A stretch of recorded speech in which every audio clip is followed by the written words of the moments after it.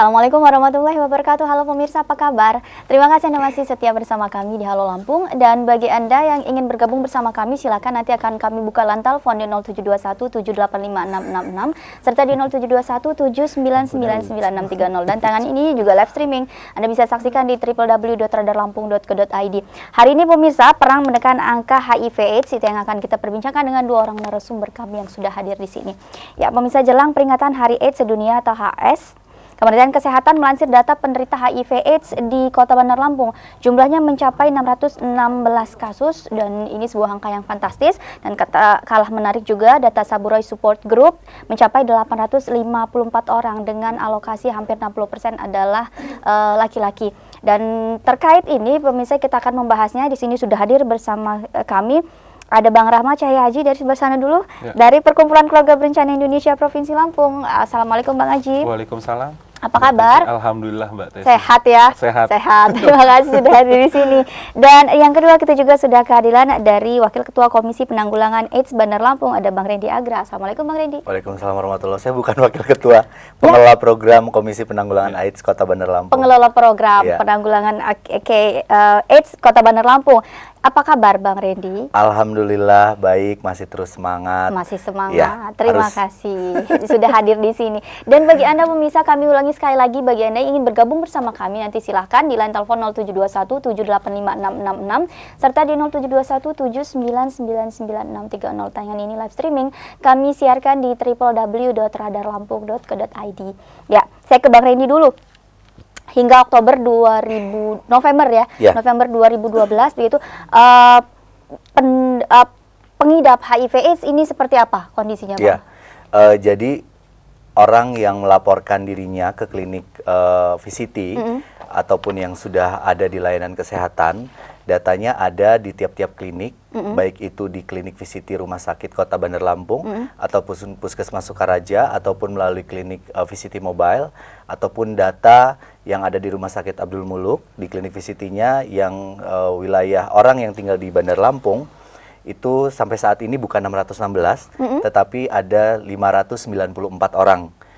Yang terinfeksi HIV, jadi terinfeksi HIV. Jadi kita sekarang menyebutnya dengan orang terinfeksi HIV, bukan pengidap ya. Selanjutnya angka 616 adalah angka estimasi terbaru tahun 2012 yang dikeluarkan oleh Kementerian Kesehatan untuk wilayah Kota Bandar Lampung. Artinya masih banyak, kalau kita melihat masih banyak angka yang belum diketahui oleh pihak layanan kesehatan, orang-orang yang tinggal di Bandar Lampung. Dan kondisinya saat ini HIV itu bisa menyerang siapa saja, tidak apakah dia laki-laki atau perempuan, juga transgender, selanjutnya juga dari segala kelompok usia, semua pekerjaan sudah ada, dari semua golongan sudah ada.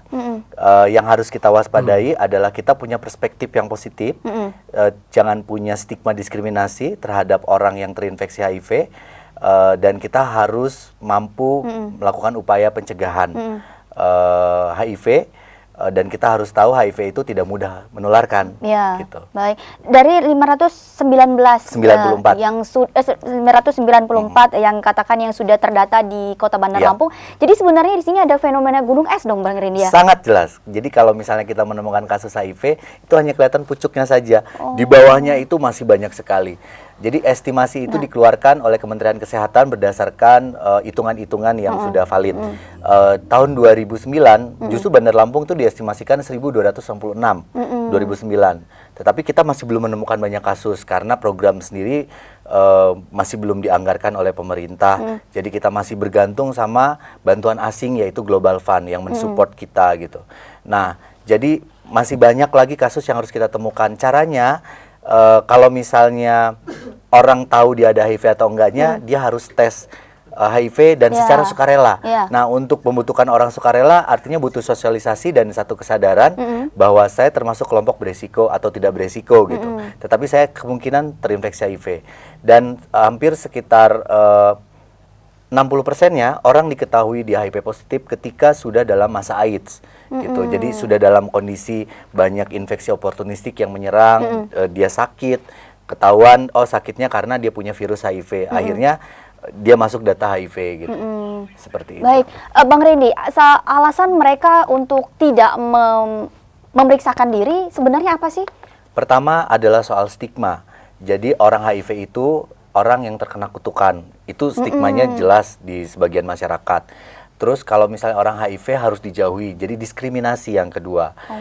Harus dijauhi, terus mudah menularkan dan lain sebagainya. Terus selanjutnya saya tidak melakukan perilaku yang beresiko, jadi saya tidak mungkin terkena HIV. Padahal anak-anak kecil pun itu bisa terinfeksi dari ibunya.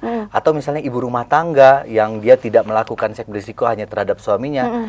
Kita menemukan kasus juga, ternyata ada nih ibu rumah tangga yang positif HIV ditularkan oleh suaminya. Seperti itu. Jumlah penderita anak-anak hingga saat ini di Kota Bandar Lampung bagaimana? Di Kota Bandar Lampung sendiri ada 18 orang, untuk seluruh Provinsi Lampung ada sekitar 24-25 orang. Untuk Provinsi Lampung? Iya, anak-anak balita. Kalau dibandingkan dengan kabupaten kota yang lain, apakah juga Bandar Lampung di sini termasuk yang paling tinggi tetap di Bandar Lampung? Paling tinggi tetap di Bandar Lampung? Bandar Lampung tetap paling tinggi karena mungkin dari upaya penanggulangannya selama ini kita mengajak orang-orang untuk datang ke tempat layanan, terus rumah sakit pusat ada di wilayah Bandar Lampung, jadi mungkin orang-orang lebih tahu kasusnya itu di wilayah Bandar Lampung. Tetapi ini menjadi satu ancaman, kita tidak melihat wilayah Bandar Lampung, tetapi wilayah Provinsi Lampung, bagaimana HIV ini harus dihilangkan stigma diskriminasinya dan masyarakat harus aware bagaimana dia mempunyai perilaku yang tidak beresiko dan bisa berusaha untuk mencegah si virus ini supaya tidak sampai ke fase AIDS. Ke fase AIDS ya. Yeah. Oke, baik. Saya ke Bang Aji dulu. Bang Aji dari PKBI begitu kan. Skalanya atau kenapa sih sebenarnya semakin melonjak saja begitu yang menderita atau yang terkena virus HIV ini? Ya, jadi memang hal yang tidak aneh ya, karena HIV/AIDS karena selama ini semakin tinggi angka HIV itu karena mungkin karena programnya semakin besar ya, bukan bisa saja selama ini kan tidak ada program sebelum-sebelumnya yang terkait dengan penanggulangan HIV/AIDS, kemudian baru ketika ada GF Global Fund yang kemudian secara masif menjangkau masyarakat di Kota Bandar Lampung, sehingga diketemukan kasus-kasus yang banyak tersebut gitu. Dan saya pikir bukan hal aneh kalau kasus tersebut sekarang banyak, karena sebelum-sebelumnya kepedulian pemerintah itu masih sangat kurang terhadap penanggulangan HIV/AIDS gitu. Promosi tentang bagaimana resiko dari hubungan seksual yang penanggulangan HIV/AIDS melalui transmisi seksual itu kurang mendapat perhatian dan kepedulian dari pemerintah. Kemudian tentang penyalahgunaan narkoba juga itu masih cukup tinggi gitu. Nah, ini yang pada akhirnya membuat semakin meningkatnya penularan HIV/AIDS di Kota Bandar Lampung. Tadi dikatakan juga di sini mungkin ada kan ada fenomena gunung es begitu. Ada beberapa mungkin masih banyak yang belum terdeteksi begitu, Bang. Sebenarnya apa sih yang membuat mereka atau yang paling banyak menularkan itu yang seperti apa, kondisi yang bagaimana begitu? Ya, jadi memang ketidakpahaman masyarakat sendiri tentang apa itu HIV/AIDS, mungkin promosi yang kurang dari pemerintah dan kemudian juga perilaku masyarakat kita yang tidak sehat gitu dalam berperilaku, misalnya dengan melakukan hubungan seksual, berganti-ganti pasangan, tidak menggunakan pengaman, kemudian juga menggunakan jarum suntik narkoba bersamaan. Nah, itu kondisi-kondisi itu yang pada akhirnya membuat seseorang itu meningkat resikonya untuk terinfeksi HIV/AIDS. Nah, kalau misalnya ada kesadaran dari masyarakat untuk tidak melakukan hubungan seks, misalnya yang beresiko, kemudian melakukan cara-cara yang aman sehingga terhindar dari penularan HIV/AIDS, saya pikir angka jumlah HIV/AIDS itu bisa ditekan. Gitu. Kalau skala PKBI sendiri, Bang, punya data terkait ini juga? Ya, kalau PKBI tidak punya data karena memang kita lebih konsen kepada pencegahan.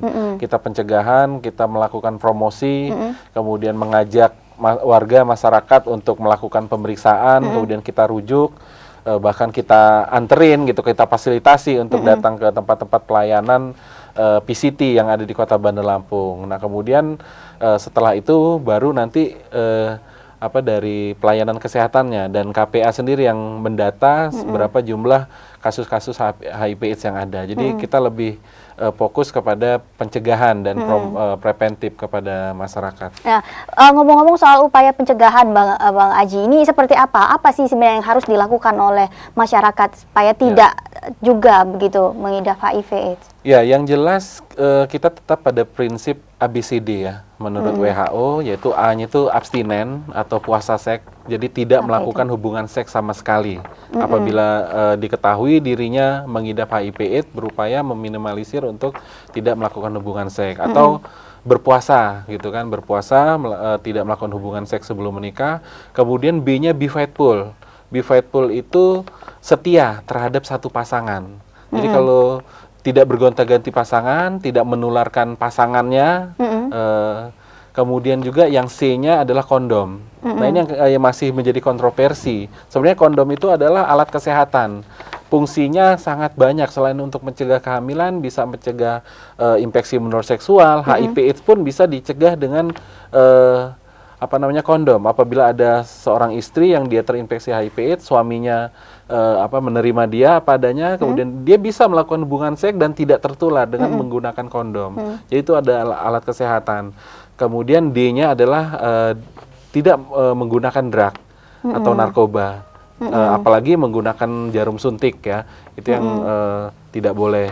Kemudian E-nya ada satu lagi yaitu edukasi. Nah, edukasi ini adalah bagaimana masyarakat kita semua sudah terpapar informasi tentang apa itu HIV/AIDS, kemudian apa resikonya, kemudian apa yang tidak menular di situ, tidak perlu ada stigma, tidak ada perlu diskriminasi. Yang membuat HIV/AIDS ini menjadi extraordinary, ya, penyakit yang berbeda dengan penyakit yang lain karena adanya stigma dan diskriminasi tersebut. Kalau seandainya HIV/AIDS itu disamakan dengan penyakit malaria atau TB, mungkin orang tidak segan gitu untuk memeriksakan dirinya gitu, karena ketakutan di awal itulah yang membuat orang jadi males, takut ntar kalau misalnya gua positif, waduh gimana gitu kan. Nah, padahal kalau dia tahu, semakin cepat dia tahu status dia HIV, semakin cepat tertangani. Karena orang yang sudah terinfeksi HIV itu tidak perlu dia harus menjadi AIDS karena sudah ada obatnya. Ya, jadi kalau misalnya sudah HIV belum tentu dia akan AIDS. Ya kan, banyak pengalaman-pengalaman orang yang berpuluh-puluh tahun masih tetap hidup ya, seperti Magic Johnson ya, pebasket yang kita kenal itu kurang lebih sudah 20 tahun yang lalu setelah diponis dia mengidap HIV, sampai sekarang dia belum AIDS. Dia masih HIV gitu, masih hidup dengan kesehariannya. Karena ketidaktahuan masyarakat soal HIV/AIDS ini dengan sendirinya. Baik, kalau tadi dikatakan Bang Aji itu kalau berganti-ganti atau drugs dengan menyuntik itu berganti-ganti itu sudah positif, dia akan terkena AIDS begitu ya. Kalau jenis narkoba lain, misalnya bentuk ekstasi pil atau seperti apa, itu bisa juga ya, secara langsung itu tidak ya, tapi itu akan meningkatkan resiko dia untuk misalnya melakukan hubungan seks ya, karena memang dari penelitian bahwa 90% pengguna narkoba itu adalah seksual aktif. Dia melakukan hubungan seks ya. Yang seharusnya dia ketika misalnya hubungan seks menggunakan pengaman, nah ketika dia memakai drug narkoba ya, itu akhirnya lupa ya kan? Lupa, akhirnya dia melakukan hubungan seks secara sembarangan, tidak ada pengaman, akhirnya meningkatkan resiko tertular. Baik. Nanti akan kita lanjutkan lagi setelah jeda pariwara, dan pemirsa tetaplah bersama kami. Halo Lampung akan segera kembali usai pariwara berikut ini.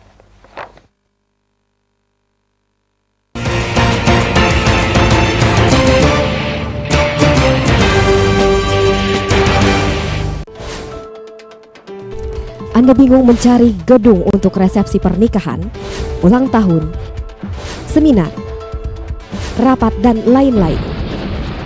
Semua bisa Anda dapatkan di Balai Pertemuan Bambu Kuning Square. Dengan fasilitas ruang ber-AC, sound system, kapasitas ruang 1000 orang, ruang pas dan musola, meja VIP, dan area parkir yang luas. mendapatkan diskon khusus 20%.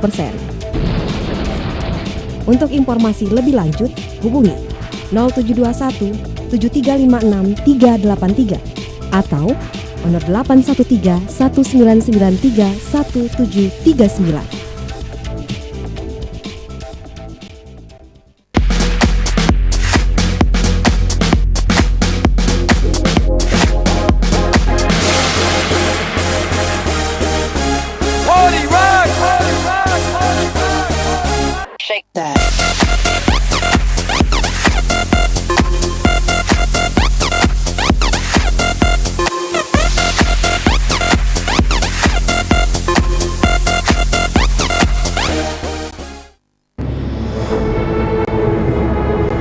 Jumlah penduduk yang tak terkendali berdampak pada ketersediaan pangan. Mau dikasih makan apa anak-anak kita kelak?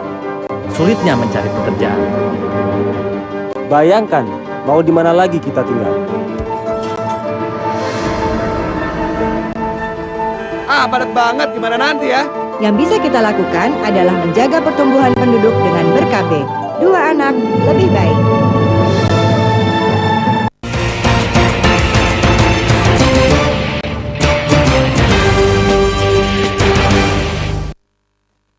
Pemirsa, Anda masih setia bersama kami di Halo Lampung, dan bagi Anda yang ingin bergabung bersama kami silakan di line telepon 0721 785666 serta di 0721 799960. Tayangan ini live streaming kami siarkan di www.radarlampung.co.id.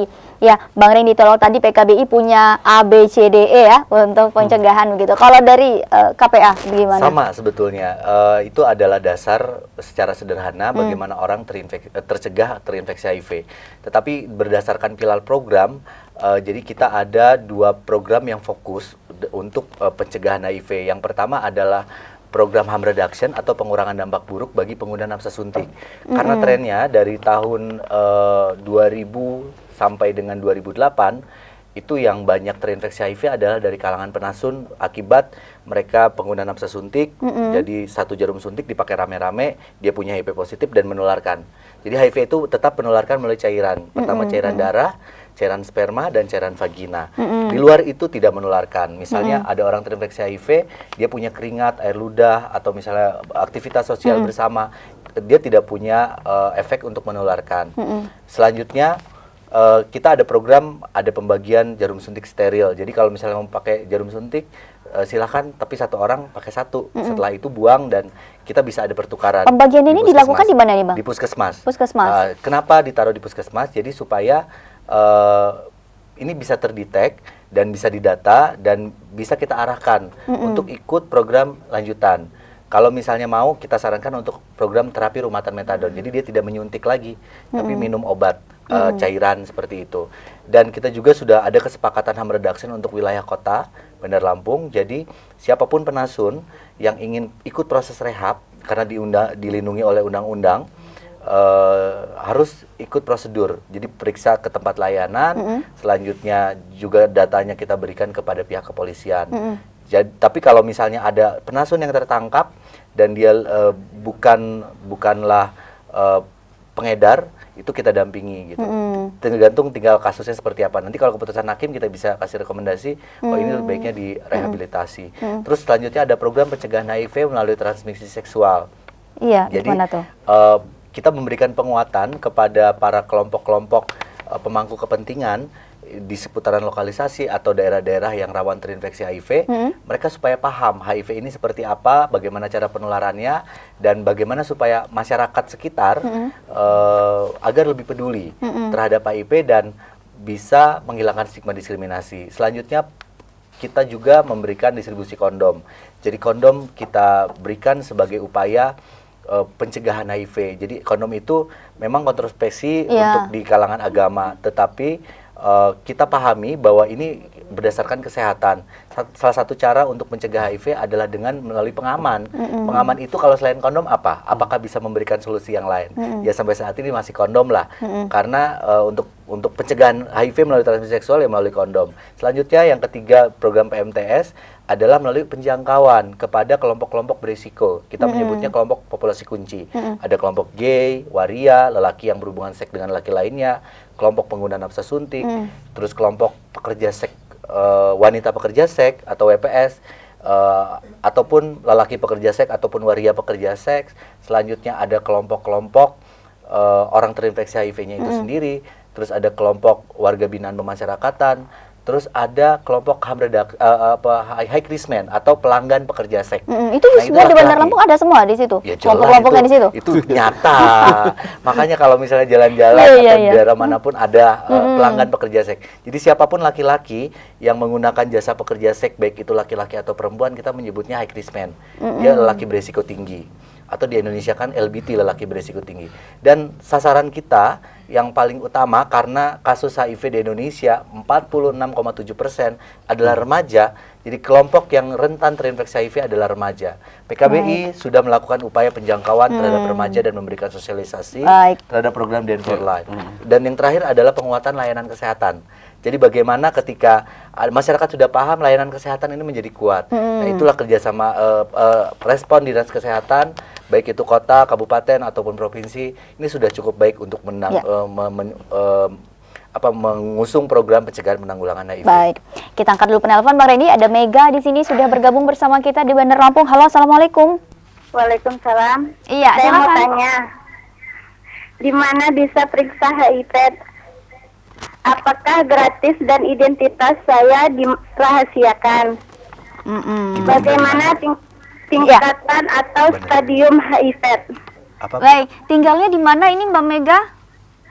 Di Bandar Lampung. Bandar Lampung ya. Baik, terima kasih ya sudah bergabung bersama kami. Kita langsung jawab saja ya. Saya ke Bang Randy aja nih dulu. Nanti saya minta ke Rajin nambahin. Nah, jadi siapapun adalah hak asasi manusia untuk datang ke tempat layanan dan memeriksakan kesehatannya. Terkait dengan layanan HIV, alhamdulillah sampai sekarang layanan untuk tes HIV itu gratis. Dan tetapi kembali lagi, orang tersebut harus sukarela, tidak dipaksakan, kecuali dalam keadaan kondisi kesehatan. Misalnya dia sudah drop sakit tanpa persetujuan, kita ambil darahnya karena ini ada HIV-nya gitu. Tapi untuk masyarakat umum itu gratis. Tempat layanannya di Bandar Lampung sendiri ada di Puskesmas Sukaraja, ada di Rumah Sakit Umum Daerah Kota, ada di Cokro-Dipo. Selanjutnya ada di Rumah Sakit Abdul Muluk. Dan di Provinsi Lampung itu bisa mengakses layanan untuk VCT, artinya voluntary counseling dan testing HIV secara gratis dan sukarela. Itu di Rumah Sakit Demang Sepuluh Raya, Lampung Tengah, Kalianda, dan ada beberapa rumah sakit yang kita sudah latih dan mereka bisa untuk ambil tes darah HIV-nya. Itu langsung keluar hasilnya? Sekitar 30 menit. 30 menit jadi untuk ketahuan dia reaktif atau enggak. Reaktif itu artinya ada HIV positif dan tidak. Dan lebih baik kalau misalnya kita punya perilaku beresiko, kita bisa 3-6 bulan sekali untuk tes HIV. Ini gratis. 3-6 bulan sekali. Kalau misalnya kita menganggap diri kita adalah beresiko begitu ya, Bang. Nah, untuk kerahasiaan tadi nama-namanya itu bagaimana? Kalau kerahasiaannya biasanya saya konselor, Aji juga konselor. Jadi kita suka mengkonseling dan kalau misalnya tes kita sarankan ke petugas lab di sana untuk diambil darahnya. Kita tidak tahu hasilnya, hanya si klien itu sendiri. Tapi biasanya klien itu ingin didampingi oleh kita. Saya ingin buka hasilnya dong labnya gitu dengan berbagai reaksi gitu. Jadi kalau misalnya ada yang didampingi, ada yang positif, ya kita arahkan supaya dia berubah perilakunya. Jadi kita berikan komunikasi perubahan perilaku supaya dia tidak melakukan perilaku seks beresiko dan jangan drop. Biasanya kan kayak gitu kondisi psikologisnya ya. Iya, betul, ada yang nangis, ada yang mau bunuh diri, itu sangat wajar. Atau misalnya saya ingin menularkan lagi kepada orang lain. Oh, dendam gitu ya. Ada yang dendam. Nah, makanya kita berikan pengarahan. HIV stop sampai di sini. Kita angkat telepon lagi, Bang. Sudah ada yang bergabung. Assalamualaikum. Halo. Waalaikumsalam. Iya, dengan Bapak siapa? Pak Nanang di Bandar Lampung, silakan, Pak. Di Sidorukun, Bandar Lampung. Iya, silakan, Pak.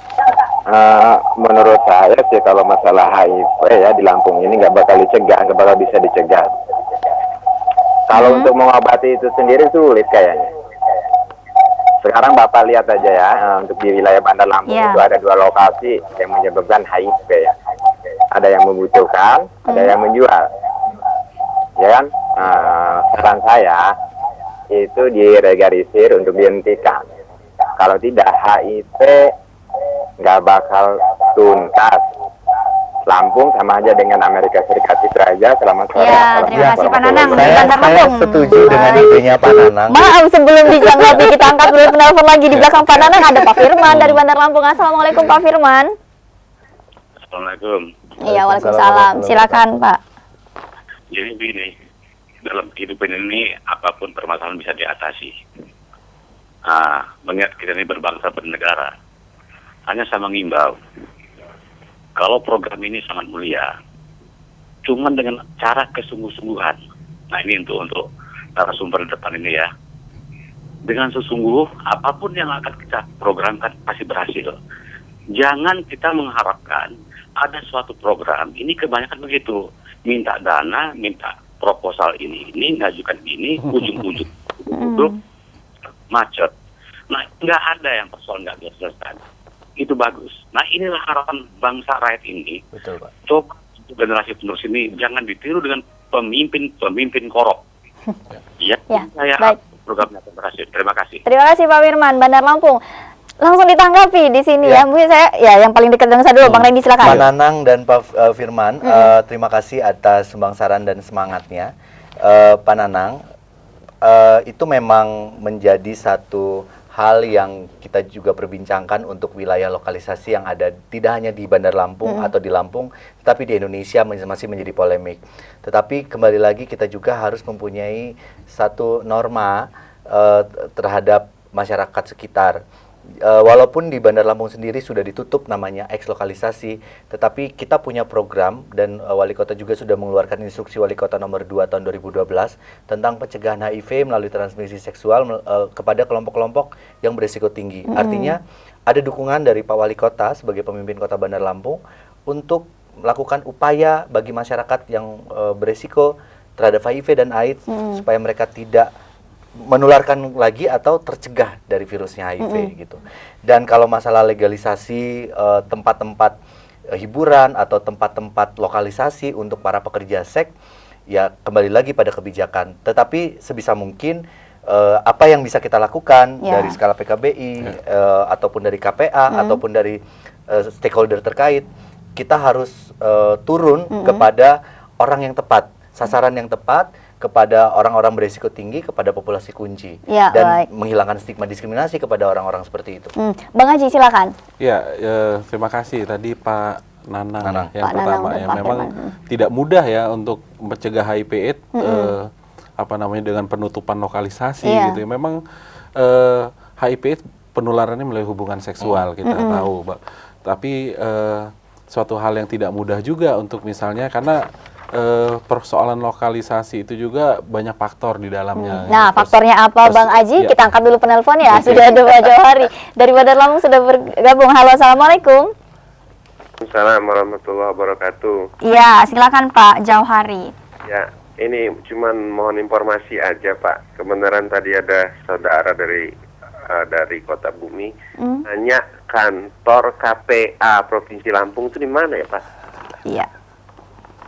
Terima kasih. Ada lagi pertanyaannya Pak Jauhari? Terima kasih. Nanya alamat ya. Alamat palsu. Tanya alamat. Terima kasih ya Pak Jau. Orang-orang juga bingung kalau KPA itu adalah satu komisi penanggulangan AIDS kalau di nasional berdasarkan keputusan Menko Kesra. Jadi sudah ada keputusan Menko Kesra. Kalau di Provinsi Lampung yang menjadi ketua KPA adalah Gubernur Lampung, ketua pelaksana harian adalah Wagub, sekretarisnya adalah sekarang Ibu Kepala Dinas Kesehatan Provinsi Lampung. Kalau di tingkat kantornya itu ada di Dinas Kesehatan Provinsi Lampung. Tapi kalau di Kota Bandar Lampung ketuanya adalah Wali Kota, terus sekretarisnya adalah Kepala Dinas Kesehatan, wakilnya adalah Ketua TPPKK, Kapolresta, ada Bapak Sekda. Selanjutnya kami adalah penggerak di bidang kesekretariatan. Saya adalah pengelola program, terus Aji adalah NGO dan government organization untuk mengurusi usaha-usaha pencegahan HIV. Baik. Jadi kalau misalnya ada warga yang ingin tahu kantor KPA berarti kalau di KPA dinas kota, kalau di KPA provinsi di dinas kesehatan provinsi, tapi kalau KPA kota ada di Jalan Wai Pisang nomor 1 Pahoman Bandar Lampung. Oke, baik. Saya ke Bang Haji. Tadi faktor-faktornya dijelaskan dulu Bang Haji. Iya, jadi memang banyak faktor selain persoalan bisnis ya di sana juga banyak juga persoalan-persoalan kemanusiaan yang kita tidak mudah untuk menutup begitu saja. Sebenarnya di sana juga seperti prinsip ekonomi berlaku hukum pasar, di mana ada pembeli, di situ ada barang. Jadi kalau misalnya Pak Nanang ingin menutup, tinggal Pak Nanang promosikan saja kepada kaum laki-laki, jangan pernah mau ke lokalisasi, ya kan? Gimana caranya tuh, Bang? Ya kan? Nah, ini tugas Pak Nanang sebenarnya. Jadi bingung juga. Ya, dipromosikan seperti itu. Nah, karena kebutuhan laki-laki untuk berprostitusi, makanya akhirnya di mana-mana ada prostitusi. Sebenarnya itu aja gitu. Yang terpenting adalah bagaimana, kalau dulu intervensi kondom adalah pada perempuan. Padahal kita tahu kalau kondom itu adalah untuk laki-laki. Jadi laki-laki harus punya kesadaran penuh, dan laki-laki harus bertanggung jawab terhadap perilakunya untuk mencegah HIV dengan cara kesadaran dengan menggunakan kondom. Jadi sebetulnya ketika kita menggonggongkan program kondom untuk perempuan, kita intervensi para pekerja seks perempuannya atau para ibu rumah tangga. Padahal kondom itu kan dipakai untuk laki-laki, gitu kan. Jadi lebih baik laki-laki kalau misalnya mau pakai pekerja seks itu hak, kembali lagi hak seksualitas, gitu kan, bagian dari hak asasi manusia. Tetapi harus diingat jangan sampai membawa penyakit untuk orang yang di rumah. Artinya harus pakai pengaman dan harus check up kesehatannya. Jangan sampai kena infeksi menular seksual, penyakit-penyakit kelamin seks, ataupun apalagi membawa virus HIV. Karena ada ibu rumah tangga ketika dicek, Bu, kok saya HIV positif ya? Padahal saya nggak berperilaku yang adem-adem aja gitu di rumah, nggak kemana-kemana. Pas kita cek ternyata dari suaminya. Oke, baik. Saya kembali lagi ke Bang Aji. Bang Aji tadi dikatakan juga ini 46% ya Bang Randy ya, itu remaja. Ini kenapa perilaku mereka? Apakah free sex juga yang membuat mereka seperti itu atau bagaimana nih Bang Aji? Iya, memang data di Bandar Lampung ada 46. Kalau data nasional lebih besar lagi, ada 62,7% remaja yang sudah tidak perawan ya. Hah? Sudah tidak perawan. Saya sampai terkejut. 62%. Ini ironis ya, ironis dibandingkan dengan Amerika yang hasil survei serupa itu hanya 56% remaja Amerika luar biasa sekali, mengaku pernah melakukan hubungan seks. Bayangkan gitu, Indonesia 62,7 gitu. Artinya lebih parah mana kan? Artinya Indonesia ya kan. Nah, ini juga harus menjadi catatan dari pemerintah. Ini penelitian Komnas Pelindungan Anak ya tahun 97. Harusnya sudah di follow. Itu 97, Bang? Iya, 97. Harusnya sudah di 2007, maaf. 2007. Harus sudah di follow up oleh pemerintah gitu kan, dengan melakukan upaya-upaya pencegahan kepada remaja. Karena selama ini memang seperti tugas KPA, Komisi Penanggulangan AIDS. Jadi memang lebih menanggulangi persoalan yang HIV AIDS-nya gitu kan. Nah, sebenarnya ada persoalan di hulunya gitu, di awalnya itu remaja. Itu bagaimana remaja ini kan diberikan informasi, diberikan sebuah pendidikan. Kalau di PKB Lampung kita sudah mulai melakukan uji coba kurikulum pendidikan kesehatan reproduksi remaja yang termasuk di dalamnya narkoba, HIV AIDS, masalah gender dan persoalan seksualitas lainnya itu diberikan kepada remaja. Karena apa? Supaya remaja tahu apa resikonya gitu. Nah, karena selama ini kan di masyarakat kita kalau udah memandang pendidikan seks, pendidikan kesehatan reproduksi dianggapnya bahwa kita akan mengajarkan seks pada anak. Ini yang salah kaprahnya di masyarakat. Sehingga akhirnya terhambat upaya untuk kita melakukan intervensi kepada kalau misalnya remaja. Kita bagi-bagi kondom, kita melegalkan seks. Melegalkan seks. Padahal ini adalah upaya pencegahan gitu. Jadi dengan memberikan informasi sedini mungkin dari mulai remaja di usia SD, SMP gitu kan. Kita kalah dengan negara lain, SD sudah masuk informasi kesehatan reproduksi. Bagaimana misalnya dia penanganan pada saat menstruasi gitu kan. Di Indonesia kan nggak ada. Ketika menstruasi anak-anak bingung karena tidak dapat informasi.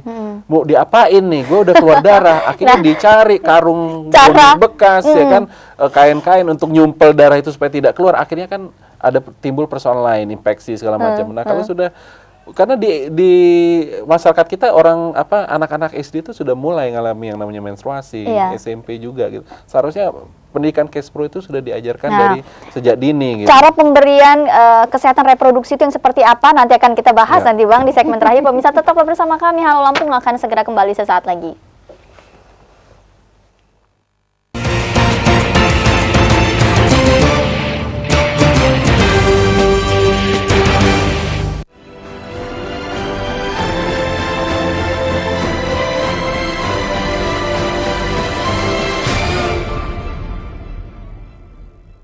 Halo pemirsa Radar TV dan seluruh masyarakat Lampung, jangan lupa untuk mendukung saya sebagai presenter favorit Anda dalam ajang KPID Award 2012 dengan cara ketik lintas spasi KPID TV spasi Guntur dan kirimkan ke 9779. Sekali lagi, ketik lintas spasi KPID TV spasi Guntur dan kirimkan ke 9779. Khusus pengguna Telkomsel, Indosat, dan XL. Dukungan Anda sangat berarti untuk perkembangan dunia presenter di tanah Lampung kita tercinta. Saya Guntur Arbiansa, terima kasih dan sampai jumpa.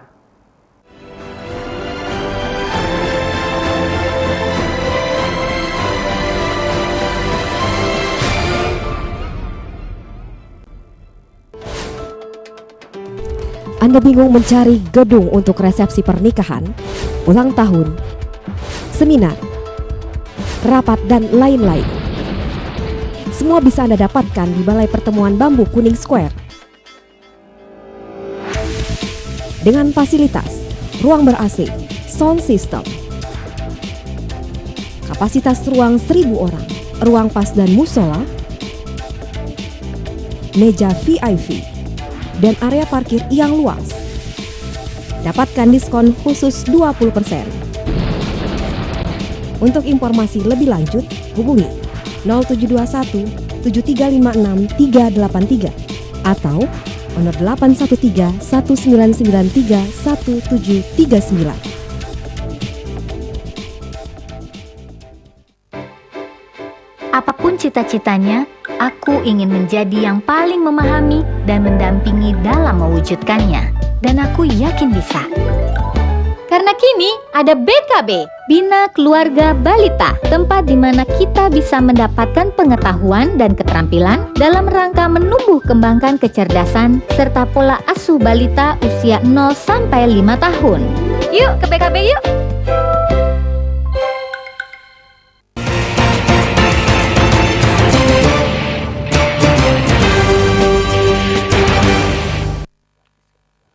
Ya, pemirsa, terima kasih Anda masih setia bersama kami di Halo Lampung, dan bagi Anda yang ingin bergabung bersama kami di segmen ini silakan. Kami masih membuka line telepon di 0721 785 666 serta di 0721 7999 630. Dan tayangan ini live streaming kami siarkan di www.radarlampung.co.id. Tadi dikatakan juga ada cara pemberian edukasi atau kesehatan reproduksi itu yang seperti apa begitu. Asal tidak jangan sampai salah begitu, salah penempatannya begitu, Bang. Seperti apa sih sebenarnya? Ya, jadi kalau pendidikan kesehatan reproduksi itu kan sebuah pendidikan, pembelajaran ya secara positif gitu kan kepada remaja. Jadi pendidikan kesehatan reproduksi ini juga sebenarnya hakikatnya adalah untuk memfilter informasi-informasi yang salah, informasi-informasi yang tidak benar tentang seksual. Karena selama ini kan anak SD, SMP itu gandrungnya ke warnet, kemudian buka Facebook, awalnya Facebook, kemudian mulai timbul link-link yang masuk, akhirnya ngelihat tontonan yang akhirnya dia melihat tontonan adegan-adegan yang vulgar tersebut, diyakini itulah pendidikan seks, itulah yang tanpa ada filter, apa bahayanya, apa resikonya ketika dia melakukan hal seperti yang ditayangkan di internet tersebut. Nah, di sekolah kita coba mulai masuk gitu kan.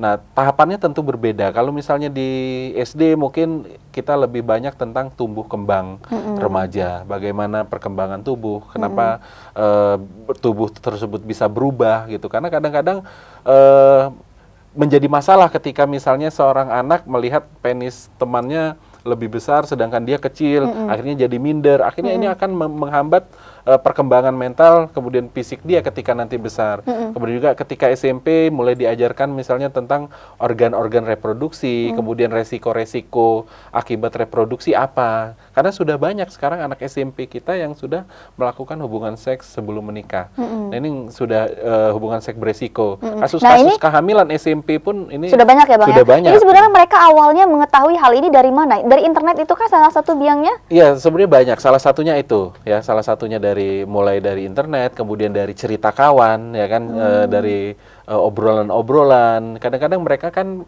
keingintahuannya cukup tinggi, ya kan. Sebenarnya bukan datang sendiri, tapi memang tumbuh dari dalam diri sendiri. Nalurinya. Ya, ketika kita misalnya masih remaja, ketika mulai kita merasakan mimpi basah, misalnya kita akan bertanya gitu kan, kenapa sih kok gue mimpi basah gitu. Akhirnya nyari tahu, ya kan. Nah, awalnya nyari tahu ke teman. Nah, kadang-kadang teman ini yang salah, ya kan. Harusnya mencari tahu ke ahlinya, ke pakar yang mengerti sehingga bisa diluruskan. Ini akhirnya ke teman.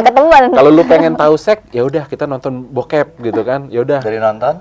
Dari nonton akhirnya praktek. Nah, akhirnya seterusnya akhirnya kecanduan, akhirnya terjadilah yang namanya HIV/AIDS dan seterusnya dan sebetulnya benteng yang paling utama dalam hal apapun adalah keluarga. Jadi bagaimana keluarga bisa memberikan informasi secara positif tentang sex education, tentang kesehatan reproduksi dan lain sebagainya, atau tentang penyakit-penyakit lain.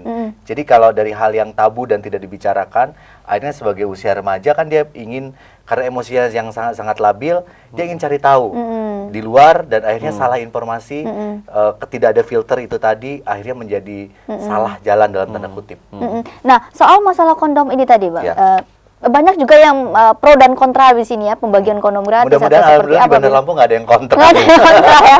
Baik. Nah, cuman jangan dibagikan kepada pelajar. Nah, ini dia permasalahannya. Kadang-kadang. Tetapi kita sarankan kalau Anda masih sekolah, tapi Anda juga punya perilaku beresiko, Anda harus kenal kondom, mengenal kondom. Itu hak Anda untuk melindungi diri Anda terbebas dari penyakit. Karena melindungi diri kita untuk menjadi tetap sehat itu bagian dari HAM. Oke, baik. Penjualan kondom secara vulgar begitu di supermarket, bahkan di minimarket sudah seperti apa? Justru lebih banyak yang mengakses kondom. Saya pernah survei kecil di beberapa minimarket, nggak saya sebutkan gitu kan, dan di warung gitu ya. Yang paling banyak mengakses kondom, dan aksesnya kondom lumayan banyak, yang paling banyak mengakses adalah remaja. Jadi remaja itu ada yang 20, bahkan ada yang 15, 16, 17, 18 sampai 20 tahun. Yang paling banyak akses. Entah mereka buat ditiup atau dipakai, kita nggak tahu ya. Yang penting kita lihat dari banyak yang akses. Sebenarnya kalau kita lihat tingginya angka penjualan kondom, berarti kesadaran masyarakat sudah mulai timbul gitu. Kita juga melakukan ya secara kecil ya survei ke beberapa outlet kondom, kemudian juga ke apotik. Itu di daerah kampus ya, di daerah Kedaton itu ternyata banyak. Ya, paling laris, ya kan, artinya Raja Basah. Artinya mahasiswa ya, dari kalangan mahasiswa Kedaton Raja Basah itu yang paling diminati ya kondom di situ. Justru populasi kunci yang digadang-gadang. Oh, di situ juga banyak. Kalau seandainya tidak alhamdulillah ada outlet kondom. Kalau seandainya kondom tidak tersedia di situ, mungkin yang terjadi adalah kasus-kasus pembuangan anak, bayi, ya kan, aborsi, itu yang paling banyak gitu. Jadi ini sebenarnya bukan hal yang yang menakutkan dengan penjualan kondom yang meningkat, justru menggembirakan. Artinya apa? Kesadaran masyarakat gitu. Tidak ada upaya lain. Ya saya juga lama ya menjadi seorang konselor, kita kalau misalnya intervensi ke dia, jangan melakukan hubungan seks, salah, dosa. Ya, kata dia. Seksual. Iya. Dia di depan kita bilang, "Iya, gua nggak lagi kok, sumpah," gitu kan. Gua nggak akan lagi hubungan seks. Tapi di belakang kita siapa tahu. Tahu-tahu dia udah kena IMS gitu kan. Tahu-tahu dia udah hamil gitu kan. Tanpa kamu bilang kita nggak bisa berdebat, ya kan. Solusinya adalah ini loh kondom. Nah, kita juga PKBI sudah melakukan pelatihan kepada guru BK, kebetulan kerjasama dengan Depak. Guru BK di beberapa madrasah di Bandar Lampung ya. Nah, di situ juga kita tekankan, kita brainstorming ya kan, alternatif apa yang bisa diberikan ketika terjadi kasus-kasus seperti itu. Dan akhirnya kalau kita misalnya penyampaiannya begini loh gitu kan, reasonnya jelas, guru-guru pun pada akhirnya akan menerima. Oh, ternyata penting juga bagi remaja-remaja yang berkebutuhan khusus, artinya sudah seksual aktif, perlu pencegahan dengan menggunakan kondom. Ya. Jadi itu. Ya, dan sepertinya juga kita sudah ada di penghujung acara ini. Tidak terasa sudah 5:30. Tapi sebelum kita tutup acara ini, mungkin sudah Bang Aji dulu ya. Closing statementnya untuk Hari AIDS sedunia ini seperti apa, Bang? Ya, mudah-mudahan ini disaksikan di seluruh masyarakat di Kota Bandar Lampung dan khususnya di Provinsi Lampung ya. Jadi kalau seandainya Anda merasa bahwa pernah melakukan aktivitas perilaku beresiko, misalnya hubungan seksual, ya, atau Anda ragu dengan misalnya suami Anda mungkin pernah jalan-jalan keluar kota tanpa didampingi Anda atau apa, atau Anda pernah menggunakan narkoba suntik, cobalah, ya kan? Kita nggak bisa mendeteksi diri kita sendiri apakah ada saya sendiri nggak bisa tahu apakah di dalam tubuh saya dan ada tidak HIV terasa atau itu, tidak. Ya? Tidak terasa gitu kan. Nah, datanglah ke tempat-tempat yang sudah disediakan untuk pelayanan PCT seperti Bang Randy tadi bilang ya, di Rumah Sakit Kota Bandar Lampung, di Rumah Sakit Umum, kemudian mumpung gratis. Ya, mumpung gratis tidak dibayar. Kalau bayar ini di atas 200 ribuan ya. Ini gratis. Datanglah berbondong-bondong. Semakin ya nggak masalah gitu kan, kita siap ya kan, kita siap, tenang aja gitu kan. Gimana caranya, yang penting masyarakat sadar, kemudian mau dulu datang memeriksakan darahnya ya kan. Setiap 3 bulan atau 6 bulan ya, kalau seandainya dia lebih cepat tahu status penyakitnya di dalam tubuh, itu lebih cepat untuk mengobatinya ya kan, daripada akhirnya jeleduk ya kan, tahu-tahu sudah koma atau kritis, ini akan sangat sulit untuk penyembuhannya. Jadi seperti itu. Baik, Bang Haji, terima kasih. Bang Randy, silakan. Ya, tanggal 1 Desember 2012 seluruh dunia akan memperingati Hari AIDS Sedunia. Dan temanya untuk Indonesia adalah lindungi perempuan dan anak dari HIV dan AIDS. Di sekitar kita sudah banyak orang terinfeksi HIV. Hilangkan stigma diskriminasi, dan nanti bersama tentunya kita menyadarkan orang-orang yang punya perilaku yang beresiko untuk berubah. Dan kepada teman-teman yang terinfeksi HIV, siapapun Anda yang melihat siaran ini, rubah perilaku Anda dan jangan melakukan perilaku yang beresiko. Jangan sampai kalau misalnya Anda belum pada fase AIDS, jangan sampai kena infeksi oportunistik. Tetap jaga dengan mengakses layanan ARV atau antiretroviral virus terapi di layanan yang sudah kita siapkan. Tetap semangat dan jangan punya pikiran untuk menularkan kepada orang lain. Jangan dendam. Harus ikhlas menerimanya. Oke, baik. Terima kasih Bang Randy. Bang Haji sudah hadir di sini, dan kasih. pemirsa, kami juga mengucapkan terima kasih kepada Anda yang sudah bergabung bersama kami. Jangan lupa kami juga mohon dukungannya untuk presenter Radar TV dalam ajang KPID Awards 2012 dengan cara ketik lintas spasi KPID TV spasi Liona untuk Cynthia Liona, dan juga lintas spasi KPID TV spasi Guntur ke 9779. Dan saya Teh Cica beserta seluruh kru tugas undur diri. Wassalamualaikum warahmatullahi wabarakatuh. Sampai jumpa. Kenapa nggak Tesi aja?